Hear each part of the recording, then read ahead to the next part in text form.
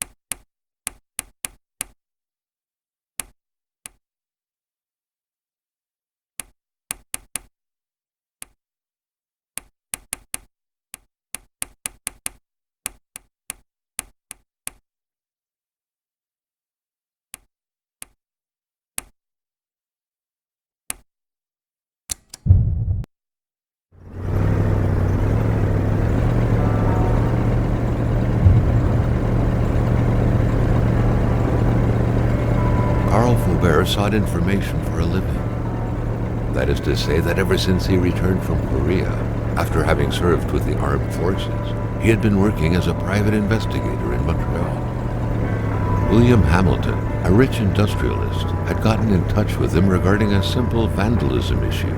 Nothing to write home about. Not worth hiring a private eye either, just so he can drive for hours on rough roads. But that's how it had always been. The client pays, Carl gets it done.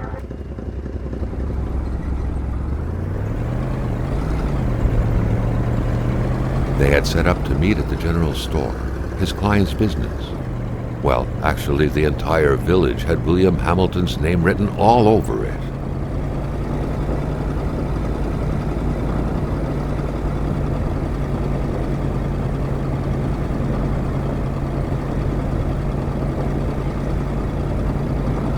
When the roads were bad, muddy, or snowed in, it was customary around these parts to close them off. But it was also customary to ignore those signs entirely and drive there anyway.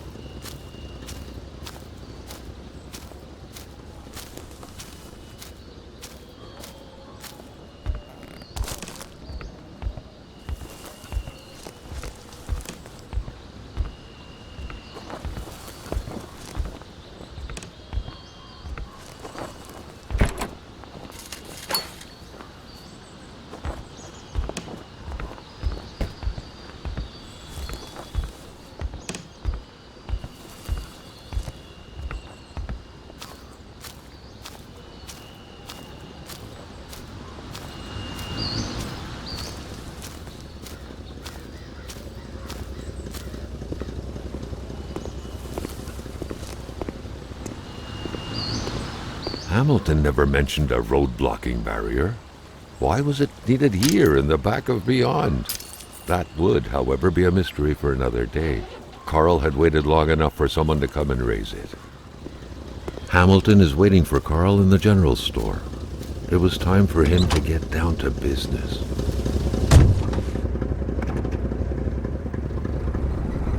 William Hamilton enjoyed a lavish country house built in the very heart of the northern forests, not too far from here. The local populace was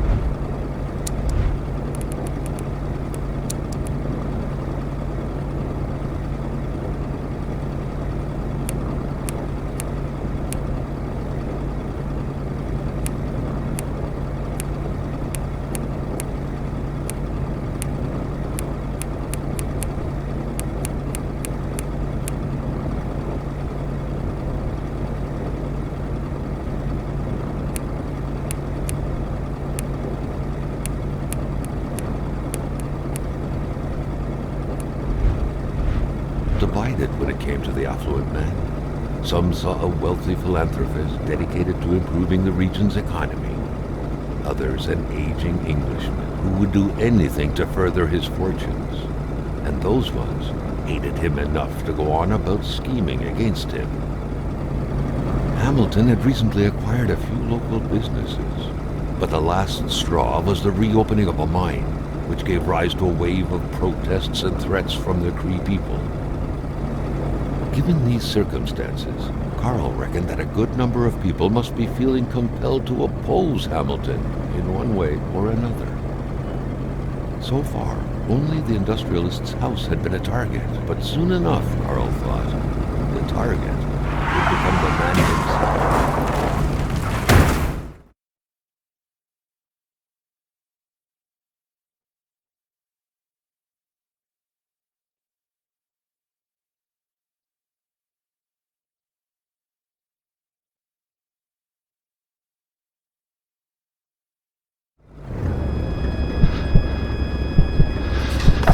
Carl needed to get out of there. The cold and the pain required urgent care.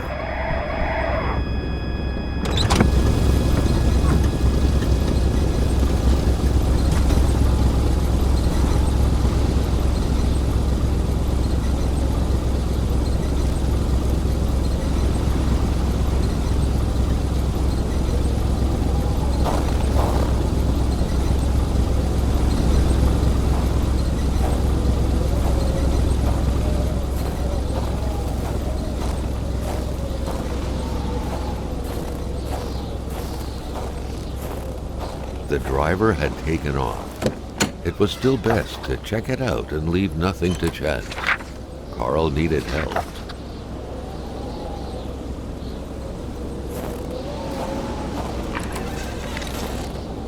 Carl, ever diligent in his work, always carried his log on him, in which he scribbled down thoughts and leads alike during the course of his investigation.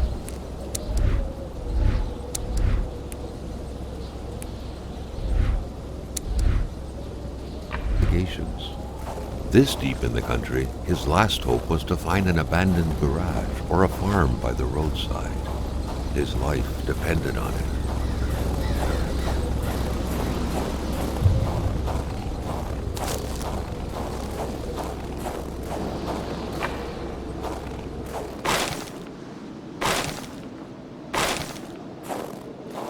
Carl wondered how long he would have to endure this skin-stinging cold. Even better than he had hoped, Carl Faubert had succeeded once more and was now on his way to new adventures.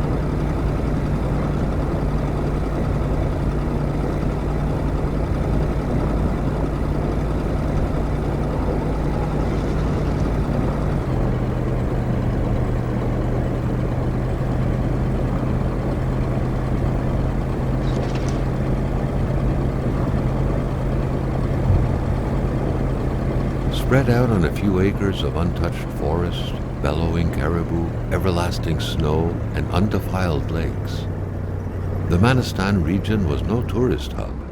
It was said to have been populated for millennia by Cree people, and ever since the industrial era, by the metal mining industry.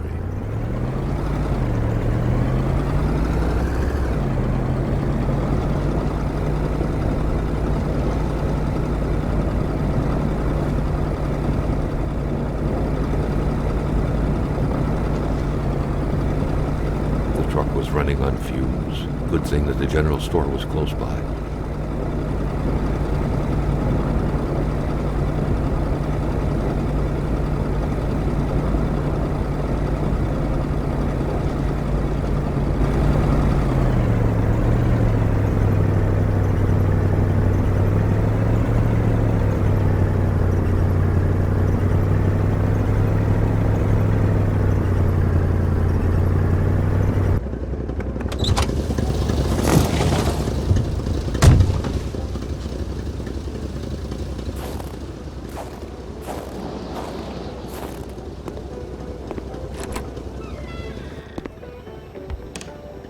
Carl had no trouble recognizing his employer. He had been killed. There was no need to be a detective to figure that out. But only a detective could have noticed that the killer had to have been very close, that the fatal blow had been given before the victim even realized. What could be inside that envelope? Carl was taken aback. He knew this address. It was said to be the address of the P.O. box for the Canadian Secret Service.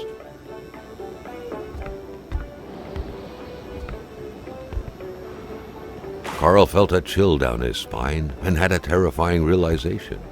If Hamilton was dead, then who was going to pay him?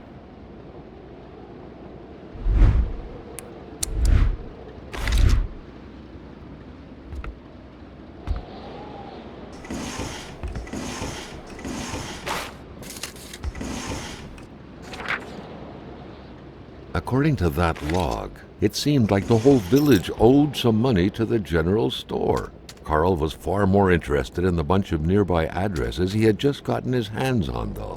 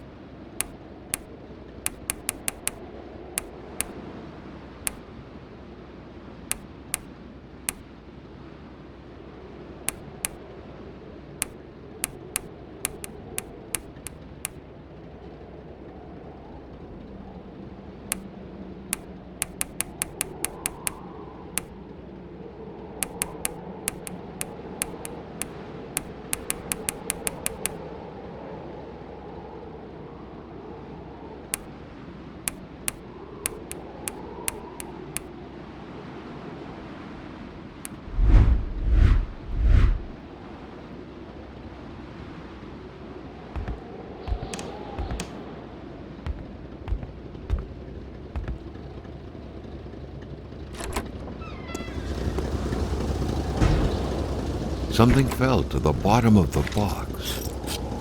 The murder weapon. What was that doing there, Carl wondered. Hamilton must have been determined to keep some information secret to post this key. Shame he got unlucky. Everything made sense now. Poor Hamilton's denunciation was interrupted, and he figured it would be best to lock everything up and send the key to his correspondent, who would receive the box later on. Clever, but not enough. That's what happens to ordinary people playing spy.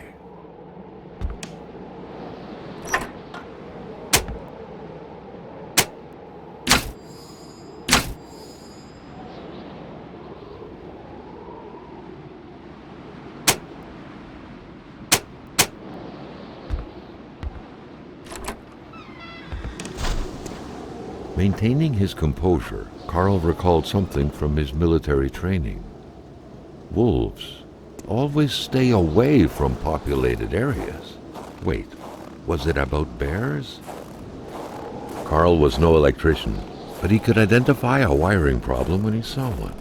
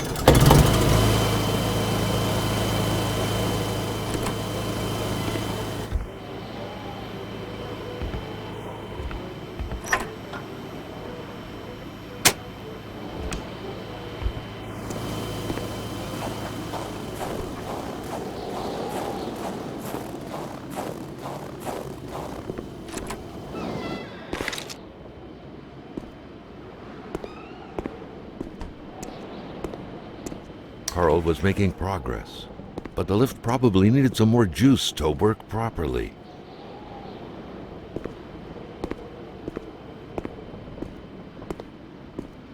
The crowbar was stuck under the lift.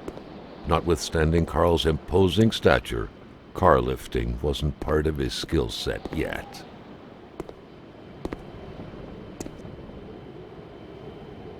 Carl was making progress, but the lift probably needed some more juice to work properly.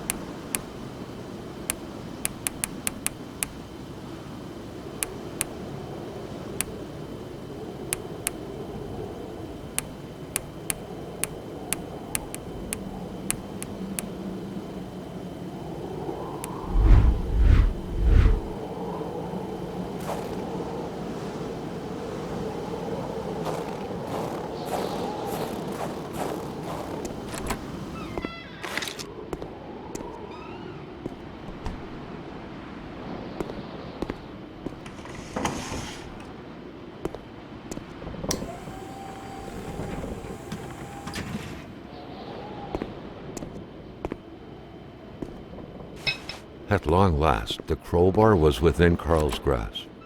Surely it would come in handy at some point.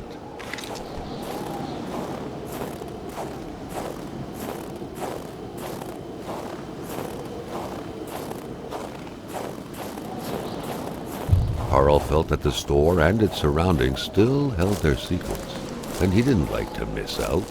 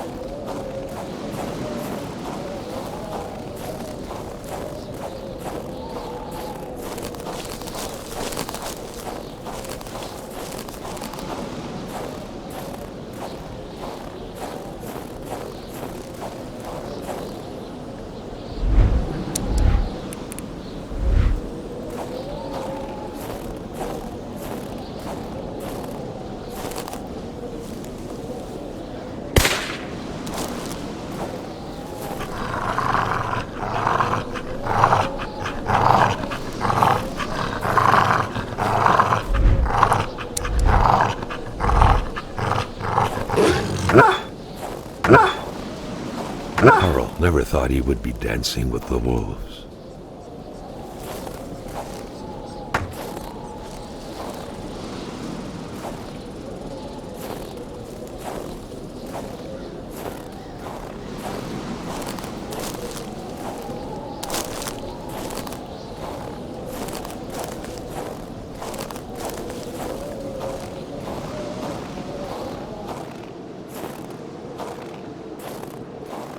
Carl was used to strange phenomena, but a chunk of ice like this, as if an iceberg came out of the ground, that was a first.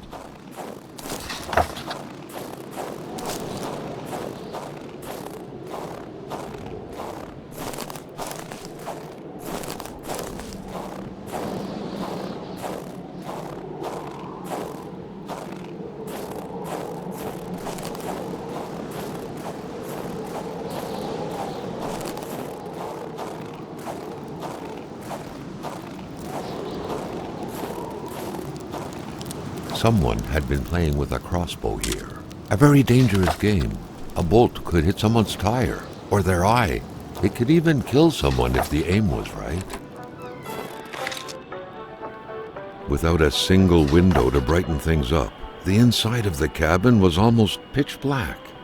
Beware of close encounters of knee and furniture.